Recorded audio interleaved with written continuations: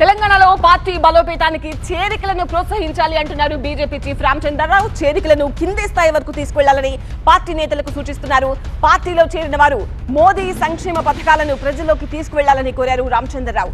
గతంలో లోక్ సత్తా పార్టీలో పనిచేసిన అల్వాల్కు చెందిన పలువురు నేతలను రామచంద్రరావు పార్టీలోకి ఆహ్వానించారు. అలాగే పలువురు సిక్కులు కూడా రామచంద్రరావు సమక్షంలో బీజేపీలో చేరారు.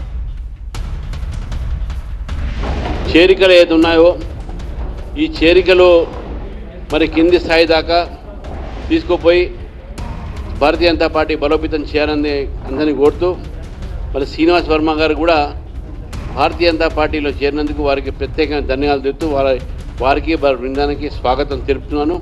మరి పార్టీలో చురుగ్గా పాల్గొని పార్టీ కార్యక్రమాల్ని పార్టీ యొక్క భారత ప్రభుత్వం నరేంద్ర మోదీ గారి యొక్క పథకాల్ని ప్రజల్లో తీసుకుపోయేటువంటి కృషి చేయాలని చెప్పేసి శ్రీనివాస్ వర్మ గారిని కోరుతూ, అంటే అన్ని వర్గాలని కలుపుకొని ఈ యొక్క మోర్చా ఈరోజు చేయాలని చెప్పేసి ఎప్పుడు కూడా ఒక సిక్కు మనం అధ్యక్షుని పెట్టలేదు.